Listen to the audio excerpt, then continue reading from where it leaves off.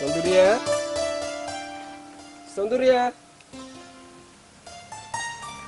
nuba koheda?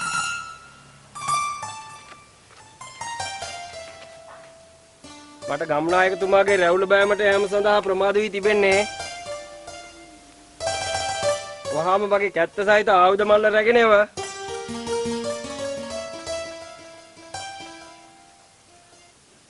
අහෝ රාත්‍රියේ පුරා හරියට නිින්දක් නැති නිසා එහෙමම ඈපිය වුණා. මේ මොර දෙන්නේ වෙර දිනේ නාසය කපාගත් ස්ත්‍රියගේ හිමියා විය යුතුය. උපකරණ මල්ල ගෙනෙන්නේ කෙසේද?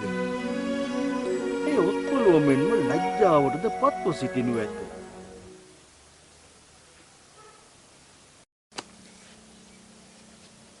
කුමක්ද මේ අසෝබල ක්‍රියාවේ තේරුම? රාත්‍රිය පුරා රාජ්‍ය සේවයේ යෙදුණු තම සැමියාගේ මූණවත් නොබලා කැත්ත පමණක් දමා ගැසුවේ. තිගේ තියෙන උද්දච්චකමට නොවේද?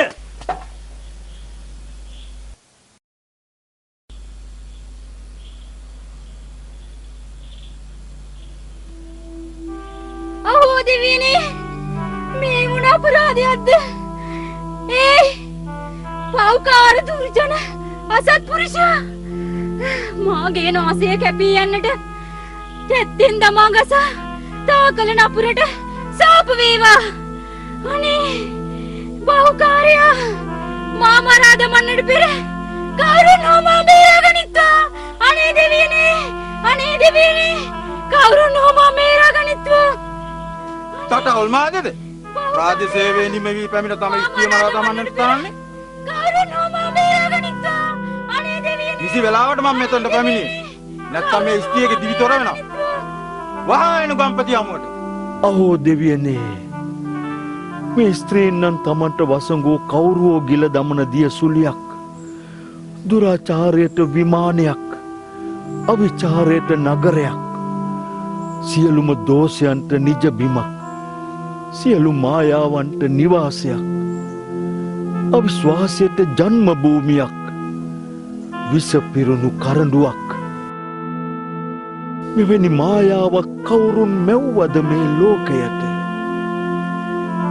ඈ තමා වෙනුවෙන් හඬා වැළපී කිසිදා පරාර්ථකාමී නොවෙයි. සැබවින්ම සෝනක ඇති නුග ගසක්සේ ඇය අතහැර දැමිය යුතුයි. මේ අහිංසකයට නිරපරාධී මරණ දඬුවම ලැබෙයි. මායින් ඔහු මුදාගත යුතුයි.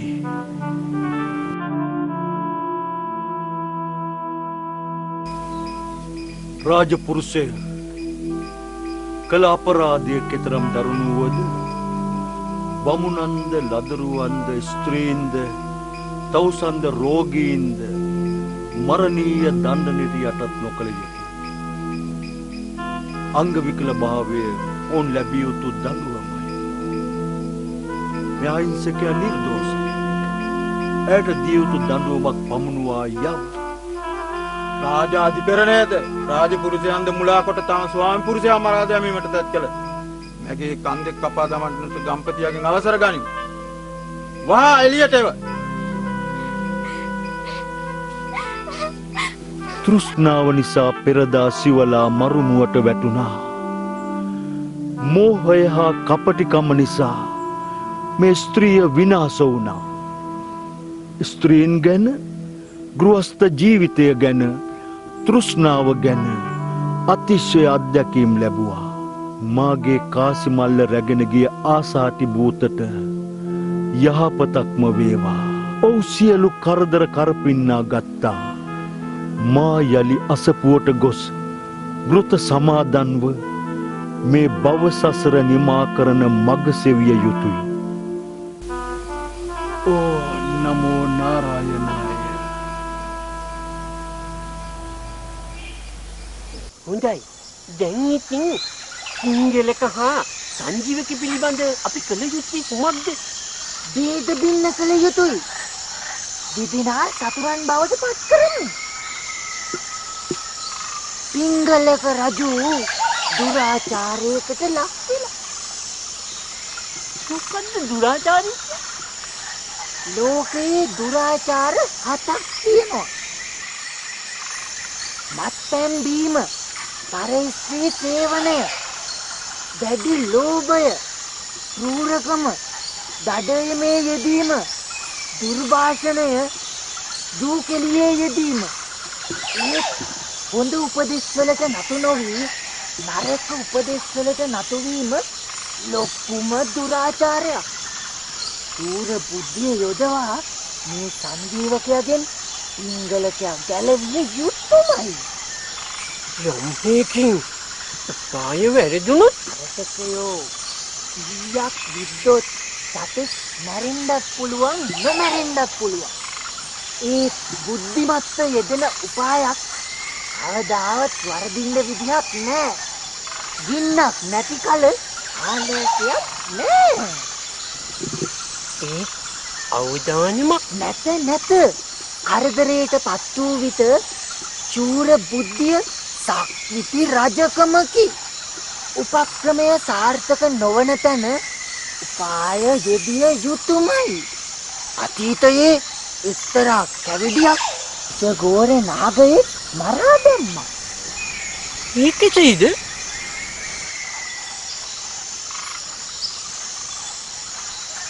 මුඛපත්ම දලාකාරං වාචා චන්දන සීතලං මధు තිත්තති දිව්හාග්‍රේ හද හේතු හලාහල මලන්න මෙහි අර්ථය පහදන්නේ.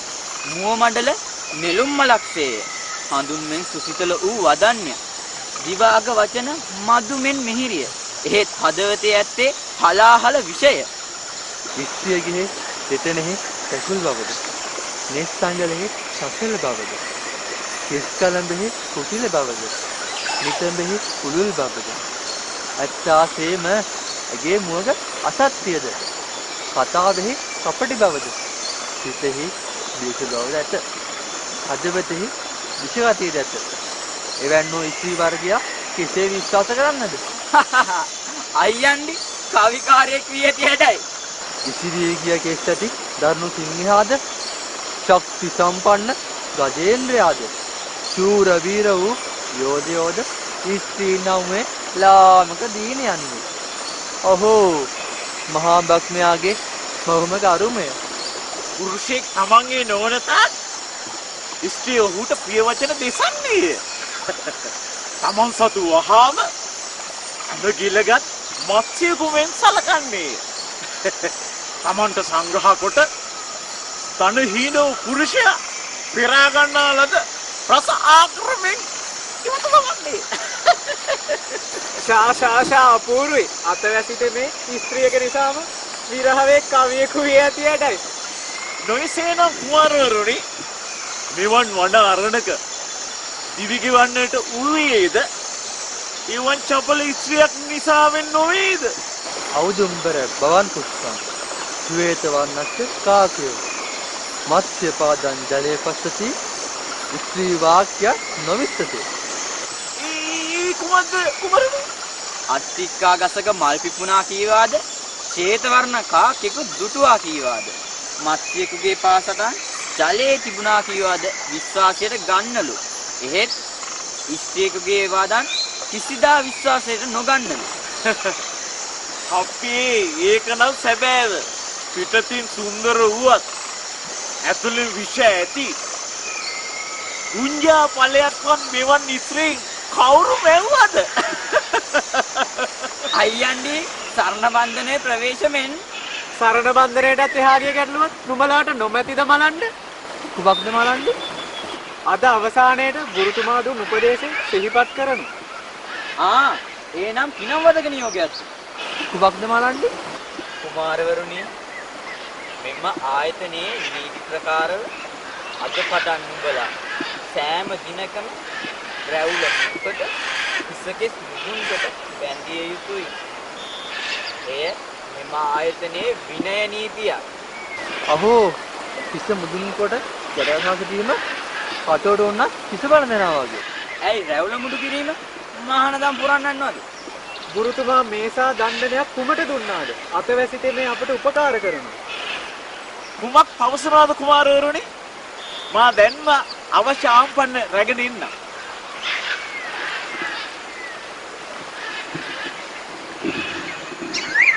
දෙවියන්ට ස්තුතිවන්ත වේවා. විෂ්ණු ශර්මන් වැනි වූ ධීර වීර ගුරු උතුමෙකු මෙලොවට බිහි කළාට මාලිගයේ සිටි සරපර්ශ මුග්ධ කුමාරවරුමුද මේ කියා හිතාගන්නත් නොහැකි. සුදුආච්චි අදවා කියනවා කිව්වේ අර කවුදුද නෑ කලුනාගයාගේ කතාව නේ. කවුදු ගැන කියන්නේ කාටද සුදුආච්චි? කවුඩු දෙන කියලා කියන්නේ කපුටගේ ගෑනු සතාට පුතේ. කවුඩා කියන්නේ කාකට දාච්චි? ඔව්නේ පුතේ. කාක්කගේ යනු සතා කාක්කි නේද? නෑ කපුටගේ යනු සතා කපුටි. හරි දැන් කතාව කියමුකෝ. ඔන්න පුතේ ඒ කොමත් එක කාලෙක කැලෑවක ලොකු නුග ගහක් තිබුණා. මේ නුග ගහේ කවුඩු ජෝඩුවක් කූඩුවක් හදාගෙන හිටියා. ඉතින් මේ කවුඩු දෙන හැම වතාවකම දාන බිත්තර ටික නුග ගහ පහළ උබහක හිටපු කළු නාගයෙක් ඇවිල්ලා ගිරලා දානවා. ඉතින් සුදුආච්චි ආල්ද වෙනම ගහක කූඩුවක් හදාගන්න තිබුණා. කතාවක් තියෙනවනේ පුතේ. කොයි තරම් කරදර ආවත් මුවා කවුඩා බියගුළු කම්මැලි පුද්ගලයා Tamanට පුරුදු තැන දාලා යන්නේ නැහැයි කියලා. හැබැයි ඉතින් අනතුරක සේයාවක් දැනුනොත් එහෙම සිංහයයි ඇතයි දීර වීර පුද්ගලයයි Tamanට පුරුදු තැන දාලා ආරක්ෂිත තැනකට හැම වෙලාවෙම යනවා කියලා කතාවට කියනවා. දැන් ඔය කරදර ඉවසන්න බැරිම තැන කවුඩු දෙන කවුඩට කතා කරලා මෙන්න මෙහෙම කතාවක් කිව්වා. හඬා වැළපෙන්න එපා. හඬා වැළපුණා කියලා අපිට ආයේ බිත්තරේ හම්බෙන්නේ නැහනේ. අපි ඊළඟ පාර බිත්තර පරිස්සමින් බලාගන්න.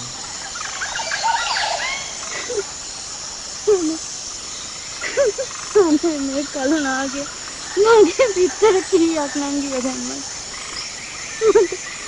මන්ද සාප් නෑ සඳ බෑ කියන්නේ. අපි මේ රුකකට යමු. නැත්තම් මාන යන ප්‍රශ්න. දරුවෝ කල් බලන්න බැරි වෙයි. මේ අපේ පරම්පරාව සිටිරුකයි. ඒ හරදාලා නැතිය. එකම බැටි එකක් දීනවි. මෙදෙන් පසු පරම්පරාව ගෙනියන්නේ කවුද එන්නේ? කවුද? දරුවන්ට වඩා උතුම් සම්පතක් තව තියනවද? නිරෝගීකමට වඩා උතුම් සම්පතක් තවත් තියනවද එන්නේ? ඒ නිසා අපි වෙන රුකකට යමු. අපගේ පරම්පරාව සිටිරුක දමා යන්නේ නැතිය. අම්මා කෙසේ දුෂ්ට කලුනාගේ අම්මරා දමන. මරාත. ප්‍රවිෂ කලුනාගේ නම කොහොමද මරා දමන්නේ? මාහට ඔහු මරා දැමීමට තරම් ශක්තියක් නැත. එහෙත් මගේ මිත්‍ර හිවල් හාමුදුරුවෝ කිසියම් උපදේශයක් මම හමුවී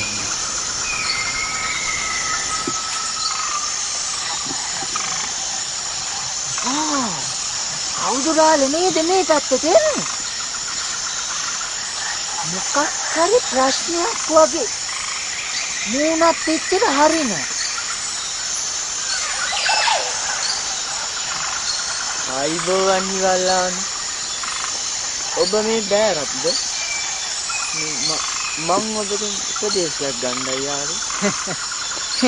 මගෙන් ගන්න උපදෙස් වෙන කාගෙන් ගන්නද? කියමුකෝ දැන් මොකද්ද කාරණාව කියලා.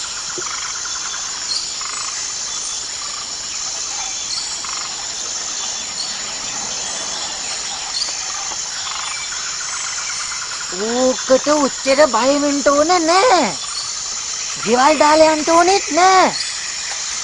ඕකට උපායක් මං ගාව තියෙනවා. අනික ඔය දරුණු කූර මිනිස්සුන්ව විනාශ කරන්න උපායවල් ඕනේ නෑ.